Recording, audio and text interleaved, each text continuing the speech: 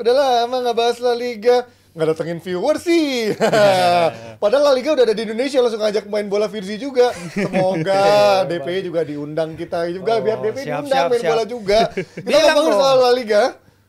Bilang nanti diajak. Ajak ya. Iya, Gue pernah diajak tapi suruh posting-posting. Yuk masuk yuk. Ya kita ngomongin Atletico lawan Girona di mana kemarin berakhir dengan skor sangat besar, 7 gol tercipta di sana, 4-3 untuk menang Girona. Tapi juga sebelum kita ngomongin Girona dan juga Atletico, tadi ada yang baru rame viral soal Sergio Ramos ngamuk-ngamuk sama penonton di tribun karena dia lagi wawancara digangguin dari tribun, dari traktir. Distraksi. Give me respect lah, give me some respect dan lain-lain. Ramos galak gitu ya, kayak gitu kan normal ya, ada penonton. Tapi kita nggak ngomongin Ramos karena emang dia pemain yang mungkin karir udah habis, tapi juga mungkin emosinya masih terpendam, masih pengen menghasilkan sesuatu di klub yang mungkin dia sangka bisa memberikan sesuatu. Ternyata Sevilla tahun ini hanyalah tim mediocre semata, bukan lagi jagoan di Europa League, bukan lagi tim papan atas dari La Liga. Nah kalau ngomongin tim papan atas, ada Girona lawan Atletico yang kemarin gue kaget bisa ngelihat Atletico yang biasanya kuat dalam bertahan ini bisa dijebol 4 gol, dan bahkan ada blunder-blunder yang menurut gue nggak Atletico banget. Ini Girona udah 6 bulan, mungkin orang bilang honeymoon period, mungkin orang bilang ya karena Barca lagi jelek, Atletico lagi jelek. Apa iya Girona hanya sebatas itu? Siapa Virzi atau mungkin dulu? Kita pernah bahas juga gimana street football ala Michel ini benar-benar ditunjukkan dengan yang bagus sekali di La Liga, dan kemarin pun dia punya cara saat menghadapi tim yang emang bermain low block, bermain bertahan, sama saat menghadapi tim yang benar-benar menyerang. Dia punya dua dimensi yang berbeda saat menghadapi lawan yang berbeda juga. Kemarin menghadapi Atletico, gue pikir Atletico bakal bermain ultra defensif seperti biasa, pakai 5 back gitu. Ini enggak, cukup menyerang. Girona pun akhirnya bermain dengan defensif yang cukup tinggi, yang berkali-kali akhirnya dipatahkan oleh Alvaro Morata. Jadi Morata cukup bermain di Morata bisa hat-trick berarti. Iya, karena dan golnya pun mirip-mirip kan, gimana ada true pass. Daily Blind tuh yang diekspos mulu, gampang banget Daily Blind. Morata ngambil belakang Daily Blind udah. Jadi decoy. Artinya bahwa ya kedua tim nggak fokus ke pertahanan, tapi benar-benar fokus ke menyerang. Dan ya menit 90 plus kalau nggak salah, 90 plus 1 Daily Blind. Ya jadi buat gue itu luar biasa banget. Dan Girona still walaupun dengan performa yang luar biasa, dengan raihan poin yang juga cukup bagus, rekor ini rekor itu, buat gue masih terlalu early buat Girona berbicara soal gelar juara sih. Buat gue masih early, tapi ya tetap harus kita ini juga ya, di 19 pekan mereka mengoleksi lebih dari 40 poin. Ini menurut gue mengerikan juga. Tapi gue lebih fokusin ke Atletico-nya, di mana dia 2 game terakhir sebenarnya dia bisa nyetak 6 gol, di mana salah satunya 3 sama, abis itu sekarang kalah 4-3. Jadi menunjukkan sebenarnya dari daya gedor mereka, dari cara mereka untuk menciptakan peluang atau menyelesaikan peluang tersebut. Mereka 2 pertandingan terakhir mereka menunjukkan bisa ngelakuin itu. Total 6 gol dari 2 pertandingan, ini bagus banget sebenarnya. Tapi di balik itu juga mereka 2 game terakhir kebobolan 7 gol, di mana lawan Getafe 3 sama, habis itu sekarang kalah lagi. Iya, gue waktu itu 2 pekan lalu pernah bahas di sini juga, karena dari profil lini belakang Atletico ini udah beda banget dari profil lini belakang Atletico yang sebelum-sebelumnya kita tahu. Di mana mereka defending box-nya itu bagus banget. Lawan bisa masuk kotak aja ngegolin tuh udah syukur kalau dulu. Tapi kalau sekarang ini bener-bener lawan menyerang itu selalu bisa nyiptain peluang lawan Atletico, dan terbukti 2 game terakhir itu sangat-sangat menunjukkan kelemahan mereka di lini belakang, dan ini yang bikin gue khawatir sama Atletico. Biasanya Atletico kalau udah unggul mereka bisa mempertahankan keunggulan, tapi belakangan ini mereka unggul pun mereka bisa dikejar, dan kemarin puncaknya mereka ya lagi hasilnya kebobolan 4 gol dan kalah dari Girona itu benar-benar menampar gaya mainnya Simeone banget lah, yang dikenal defensifnya solid segala macam. Seberapa lama lagi Fir menurut lo Fir? Ya, seberapa lama kita nggak tahu, karena mereka Michel selalu bilang laga per laga. Target utama mereka standar lah, kalau tim-tim yang sebelumnya papan bawah naik itu 40 poin dulu lah. Mereka bilang 40 poin, yang penting terhindar dari degradasi dulu. Selalu bilangnya gitu kan. Tapi kalau kita lihat dari performanya tahun lalu, mereka ngumpulin 24-an, 25-an poin lebih banyak dari tahun lalu. Ya apapun yang mereka lakukan sekarang udah keren banget. Dan pukulan juga sih buat Real Madrid dan juga ya mungkin Barcelona, klub-klub yang pemuja Super League itu ya. Akhirnya nih ada klub kecil ya, walaupun bagian dari City Football Group. Tapi kan di balik itu mereka cuma baru 2 pemain yang dipinjemin dari City, Yangel Herrera sama 1 pemain lagi, dan nanti di kemudian hari ada Claudio Echeverri yang tampil bagus di Piala Dunia sekarang. Belum 17. Tahu musim panas 2024 apa 2025, tapi City udah plotting kalau Echeverri itu dari River Plate Girona baru Premier League. Jadi nggak langsung ke Premier League kayak Julian Alvarez. Punya klub afiliasi gitu emang cukup berguna juga ya buat main-main yang mungkin tadinya masih muda disekolahin dulu kan. MU sekarang punya Nice. Ada Nice. Punya Nice. Developing buat Asik developing. dong Nice. Itu Martial sana. Disekolahin ujung-ujungnya MU beli pemain dari Nice itu. Tapi kalau ngomongin dari soal La Liga ini kan di saat Barca lagi nggak baik-baik aja, muncul fenomena Girona, Atletico juga lagi nggak baik-baik aja. Tapi Madrid somehow bisa stabil tanpa Benzema, tanpa pemain back yang juga utamanya sering cedera juga, sekarang tanpa kiper utama. Ini Ancelotti yang tadinya mau ke Brazil, nyata perpanjang kontrak 2 tahun lagi. Apakah ini kok bisa begini fenomena Ancelotti? Apakah memang Ancelotti sekarang mulai dihargai lagi, atau ya nyata sekarang melihat bagaimana Bellingham juga bisa begitu bagus di bawah Ancelotti, akhirnya ya Perez bilang udahlah sekalian 2 tahun lagi. Ya kalau di Brazil ya banyak banyak suara ya yang pingin dia jadi pelatih, tapi banyak juga yang kontra. Bebeto, Romario gitu pada bilang ngapain sih pakai pelatih asing, apalagi Ancelotti. Tapi kita lihat sekarang value-nya Ancelotti sebagai pelatih ya, dia berhasil meninggalkan skemanya yang lama 4-3-3 yang telah lama jadi andalan dia. Sekarang dia nyari formation yang fits the players. Ketika dia punya Bellingham dan dia punya 2 penyerang yang bisa bermain wide, dia manfaatin dengan bagus sekali. Tapi yang efektif yang menurut gua luar biasa dari dia adalah bagaimana dia handle injury crisis di lini belakang yang tadi Panji bilang, bukan hanya Militao cedera, bukan hanya si Courtois cedera, tapi dia juga banyak pertandingan musim ini tanpa si Velomendi, tanpa si Alaba, Rudiger ya dipaksain main aja terus. Sekarang nggak tahu dia berapa lama tahan. Tapi Madrid sepanjang sejarah mereka baru kali ini mereka kebobolan hanya 11 gol dari 19 laga pertama. Kalau rekor mereka sebelum ini, kalau mereka kebobolan sedikit itu, yang terakhir kalau nggak salah timnya Zidane, itu mereka ujung-ujungnya jadi juara La Liga. Dan hebatnya juga dalam beberapa pertandingan terakhir, Tchouaméni ini dia akhirnya mainin jadi center back. Itu yang hebat juga dari Ancelotti, dia bisa menemukan beberapa posisi baru bagi pemainnya. Fede Valverde seorang gelandang, kadang dia mainin sebagai wing kanan. Lucas Vazquez tadinya penyerang kanan, dia jadiin back kanan. Suatu yang works. Kalau kali ini sedikit terpaksa dengan kebutuhan tim, tapi Madrid kalau nggak salah belum pernah kebobolan ketika Tchouaméni bermain sebagai center back. Jadi apapun yang dilakukan di depan dengan Bellingham itu juga berfungsi dengan baik di lini belakang. Jadi timnya nggak unbalance gitu dengan adanya Bellingham di depan, malah ketahanan di belakangnya juga luar biasa. Walaupun Real Madrid di 2 game terakhir lini serang mereka agak karatan ya kalau gue bilang. Di 2 game terakhir mereka menang 1-0 yang kemarin waktu itu dari set piece dari Vazquez dan sekarang dari Rudiger. Jadi menunjukkan ada masalah di 2 game terakhir yang sebenarnya, tapi gue yakin bisa diatasi sama tim Real Madrid karena berbarengan juga sama faktor-faktor cedera di lini tengah, yang walaupun Tchouaméni ketika dimainkan jadi back itu bagus, tapi kelihatan banget balance-nya itu agak nggak terlalu sestabil ketika Tchouaméni main sebagai defensive midfield lah. Itu yang agak kehilangan di Madrid 2 game terakhir. Tapi mereka tetap bisa menang. Itu kan that's the point, that's the matters most gitu kan. Jadi menang 1-0 1-0 2 pertandingan beruntun. Tapi kalau soal Ancelotti mempertahankan diri sampai 2 tahun ke depan, ini menurut gua murni karena Ancelotti mungkin agak terbuai juga sama masa depan Real Madrid. Yang ke depannya ini kan mereka tanda-tandanya kayaknya nggak memperpanjang kontrak si Modric, abis itu sama Kroos. Tapi Madrid juga di satu sisi mereka juga kayaknya kelihatannya tim paling siap untuk melakukan regenerasi dari lini gelandang.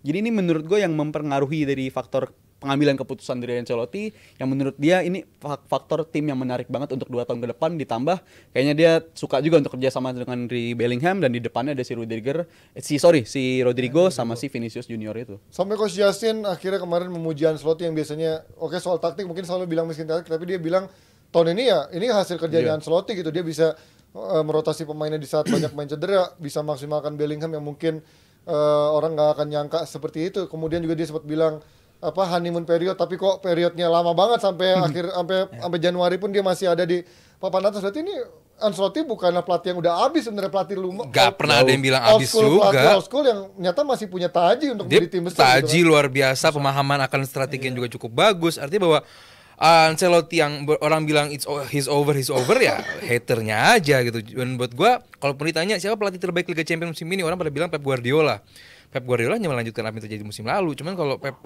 Ancelotti buat gue adalah dia punya PR yang luar biasa besar. Gimana lo bisa harus survive tanpa Courtois, itu satu juga udah luar biasa PR-nya. Dan musim baru jalan ya, itu dia tiba-tiba banget. Kedua, lo harus nge-switch pertandingan formasi dari 4 back menjadi 3 back dan kembali menjadi 4 back lagi, dan skema berubah banget, dan lo harus mengakomodir Jude Bellingham. Gak gampang, dan benar-benar musim ini diganti jadi 4-4-2 diamond. di awal musim dicemooh sama orang karena maksa bilangnya, cuman pada akhirnya kelihatan Ancelotti yang benar dan itu benar-benar utilize Bellingham bisa menjadi nomor 10 penyerang lubang atau menjadi midfield nomor 6 atau nomor 8 berganti-gantian nanti dengan siapapun di situ. Ada Valverde, ada Tchouaméni yang kadang-kadang di midfield, kadang-kadang di tengah juga. Artinya bahwa ini nggak mudah bagi City, bagi Ancelotti dan juga bagi Madrid. Tapi kalau dibilang lini depannya karatan, itu buat gue lebay, Rizal. Karena bisa begini pun aja udah lumayan bagus buat gue. Ini buat gue sebuah pencapaian luar biasa bagi Ancelotti dengan skema tim yang ala kadarnya gitu. Vini cedera kemarin, terus Rodrigo juga naik turun. Bellingham dipaksakan menjadi striker, diplot menjadi pemain tambahan di kotak penalti. Kadang bagus, kadang enggak. Midfield, ya kita lihat lah, Kroos sama Modric emang udah fase turun. Somehow mereka bisa survive, somehow mereka bisa sustain. Buat gue udah cukup bagus dan buat gue yang paling layak untuk juara musim ini ya buat gue Madrid. Dan faktor lain juga mungkin kenapa Ancelotti akhirnya memutuskan untuk dipertahankan sampai 2 tahun ke depan. Gue nggak ngeliat ada pelatih lain yang bisa deal with this condition selain Ancelotti di Real Madrid. Gak pernah ada krisis di ruang ganti, gue bingung Ancelotti. Iya, dan kita tahu juga dia faktor yang dihormati sama pemain-pemain senior. Di Napoli dia krisis loh. Gak apa presidennya, bukan ruang gantinya tapi kan. Karena kalau ngomongin soal 2024 kan katanya rumornya dia digantikan, dia pergi ke Brazil, tapi kita ngomongin soal dia mau 2024 soal tiba-tiba nyinggung 2024. Soal penggantinya ini menurut gua mau penggantinya pelatih kaliber kayak Alonso sekalipun atau siapapun sekalipun, kalau ketemu situasi kayak Real Madrid sekarang yang faktor abis ditinggal Benzema, akan ditinggal sama Kroos dan juga si Modric, ini akan jadi situasi yang sulit. Jadi menurut gua keputusan paling tepat Madrid musim ini selain Bellingham yaitu salah satunya, dan yang keduanya adalah mempertahankan Ancelotti selama 2 tahun ke depan. Nah kalau mumpung ngomongin pelatih ini juga ada pelatih asal Spanyol yang dapetin 1 trofi, tapi trofinya trofi cup domestik untuk Paris Saint-Germain, yaitu Luis Enrique, Piala Super Prancis yang sebenarnya nggak penting-penting amat, bahkan pelatih-pelatih lain pun semuanya pasti bisa mendapatkan trofi. Tapi gimana so far pelatih Enrique menjanjikan nggak di PSG, atau ya ini sebenarnya bukanlah kelasnya Enrique untuk nanganin PSG di Piala Super Prancis gini? Enggak, sebenarnya pertama soal trofi Enrique ini adalah trofi dia pertama sejak 2017 bersama Barca ya. Tapi emang karena dia lama ngelatih timnas Spanyol juga. Yang bikin Enrique ini patut dapat apresiasi adalah bagaimana dia handle isu Mbappe ketika pertama datang. Karena ketika dia pertama datang awal Juli, hanya seminggu 2 minggu habis itu Mbappe diasingkan ke tim cadangan, dia nggak dibawa ke tur Asia. Dan bagaimana dia datang dan merangkul Mbappe, karena Mbappe selalu bilang dia bisa belajar dari Enrique. Enrique memberikan beberapa lessons yang dia perlukan mengembangkan dirinya sebagai pemain yang lebih komplit. Tapi Enrique juga menggandeng Mbappe, dan bahkan Enrique itu dia bukan hanya Mbappe ya, karena bukan hanya Mbappe yang lagi diasingkan ke klub, tapi bagaimana ketika dia datang PSG kehilangan Messi, kehilangan Neymar. Ini juga dua mega bintang yang pergi dan berat. Kemudian pembeliannya, Mbappe bilang katanya PSG dijanjikan ada Lewandowski dan Bernardo Silva, tapi nggak kejadian. Nggak ngapain ya, tapi nggak tahu di Prancis. Prancis lebih bapuk lagi dari di Spanyol. Nah, tapi dengan pemain yang dia ada sekarang, dengan komposisi yang ada, dengan dia merangkul kembali Mbappe, dia merangkul kembali para fans Ultras Paris, kan nggak gampang itu di handle-nya. Berapa kali tim mereka sendiri dibu kok, bahkan Messi pun kena bu dari Ultras Paris. Tapi bisa ngerangkul semuanya. Enrique memberikan kebebasan bermain kepada Mbappe, mau main di kiri, mau main di tengah, it doesn't matter, yang penting dia perform bagi klub. Dan ya situasi yang ada dia sekarang dengan lolos, I think it's still a good ini. Mau main di kiri, main di tengah, main di ruangan presiden, boleh, bebas, jalan. Tapi gimana ngeliat Enrique, apakah ini ya pelatih yang diinginkan oleh si siapa? Nasir ya? Nasir Khelaifi. Ya pelatih yang dengan sekarang pembaruannya pemain-pemain muda, bukan lagi profil-profil bintang yang dicari sih. Gua rasa ini yang dibutuhkan, walaupun kalau soal juara nggak juaranya ya it's always a good thing lah buat dapetin trofi. Tapi kalau dari standar PSG jelas nggak terlalu memuaskan juga penampilan mereka di musim ini. Tapi lagi-lagi good thing untuk punya trofi di awal. Tapi kalau ngeliatin si Enrique-nya, gue sih apresiasi penuh ya. Karena kita tahu juga tadi Mas Firzi udah bilangin kehilangan Mbappe, kehilangan Neymar, kehilangan Messi di awal. Abis itu kan kita tahu di awal musim ini startnya buruk banget PSG, sulit banget untuk main, seri kalah. tapi akhirnya mereka bisa menemukan form lagi. Itu menurut gue udah salah satu apresiasi. Dimana tim yang sama sekali nggak kelihatan balance, beberapa kali bahkan ketika dia datang ke St. James Park ya, dipakai formasi 4-2-4 tuh kelihatan nggak balance dia banget. bukan tanpa celah juga, kadang blow on juga tuh orang. Dia dihancurin di sana dan itu taktik yang nggak balance. Tapi ngeliat respon dia setelah kekalahan tersebut, dia berhasil mengubah taktik, nggak coba maksa lagi taktik 4-2-4. Itu menurut gue udah salah satu hal yang menarik lah bagi Enrique, karena rekam jejak dia kan termasuk tipe pelatih yang stubborn lah, nggak gampang untuk ngubah taktik, nggak gampang untuk ngubah cara mainnya. Tapi di musim ini dia udah ngelakuin itu, menurut gue udah kemajuan banget sih buat si Enrique. Tapi menjadi pertanyaan gue adalah, ini kan kayaknya media terus berupaya mengungkit dan juga mengangkat, tapi kayaknya Mbappe stay low, PSG stay low, Madrid juga stay low. Menurut lo ada nggak chance dia bertahan di akhir musim ini untuk perpanjang kontrak sama PSG? Sebelumnya tadi gue nyambung dulu, tadi puja-puji bagi Luis Enrique kepada apa di PSG. Kita lihat juga, kita terus ingat bahwa target utama PSG adalah Liga Champion. Dan gue ngeliat Luis Enrique ini adalah pelatih yang bisa mendatangkan Liga Champion bagi PSG. Exactly. Satu itu. Kedua, apakah Madrid Mbappe ini ke PSG atau enggak? Ke Madrid atau enggak? Dia belum menentukan. Dikasih ultimatum, belum menentukan apa enggak. Cuman buat gue ini, karena gue masih, kalau gue sebagai Madrid, gue masih sakit hati sama Mbappe karena apa yang terjadi di kesempatan terakhir, bahwa lu udah sedekat itu tapi lu tiba-tiba memperpanjang kontrak demi lu dapat fee loyalty fee. Itu aja udah buat gue itu mencederai sportivitas, karena lu udah sedikit lagi untuk datang ke Madrid. Ketiga, apakah dia lebih cocok ke Madrid dibandingkan PSG? Lu mau main di mana? Lu main di kiri kanan udah ada si Vinicius sama Rodri. Gua nggak tahu bakal seperti apa. Cuman buat gua, kalau gue jadi Mbappe, gue stay di PSG, oke. Cabut ke Madrid juga oke. Karena di PSG sendiri gue ngeliat ini adalah tim yang punya ambisi besar, baik pelatih dan juga teman-temannya. Karena kalau sekelas Mbappe, lo harus ke tim yang punya ambisi luar biasa besar, punya dana yang juga cukup besar untuk build team around you, dan sejauh itu gue bisa lihatnya di Madrid. Mungkin dia diplot menjadi CF dengan bantuan dari Vini dan juga Rodrigo, ataupun ya gue nggak tahu, bisa berganti-gantian. Yang jelas gue pengen ada ini bakal menjadi kepindahan yang mega besar, Ji. Ini bakal menjadi salah satu transfer of the century, dan gue pengen ke tim terbaik, dan buat gue tim yang paling siap untuk datangin datangin Mbappe. Semoga bukan tim Saudi ya, ke Madrid. Madrid yang kemungkinan besar. Iya, karena Mbappe bilang kan, dia udah ngomong ke Nasser Al-Khelaifi bahwa apapun yang terjadi musim panas ini itu untuk benefit kedua pihak. Jadi nggak ada satu pihak yang dirugikan. Jadi kayaknya dia nggak bakal pergi on a free. Tapi gila PSG kan. Iyalah, 180 juta euro pas pertama datang. Udah gitu kemarin bayaran klausul kontraknya itu kan 60 juta, itu luar biasa sih. Tapi kalau kita ngomongin Mbappe ini kan baru mental juara. Begitu juga dengan Luis Enrique, baru dapat piala juara, piala Super Prancis, dan juga Ancelotti yang kemungkinan tahun ini bakal menjadi juara bersama Real Madrid di La Liga. Tapi kalau kalian mau ngomongin soal juara, kalau kalian gak cocok jadi juara kalau belum beli bajunya ada juara ini. Keren banget di belakang ini. Kalau mau beli baju ada juara, langsung kontaknya Jebret Media, Instagramnya untuk tanya size apa yang masih tersedia dengan harga yang sangat terjangkau, Rp100.000 dapat baju keren kayak gini dipakai Raffi Ahmad, Taufik Hidayat, dan banyak artis lainnya kemarin di acara di Juara. Kita lanjut lagi soal bursa transfer. Selain satu ini, jangan kemana-mana, tetap di DPI.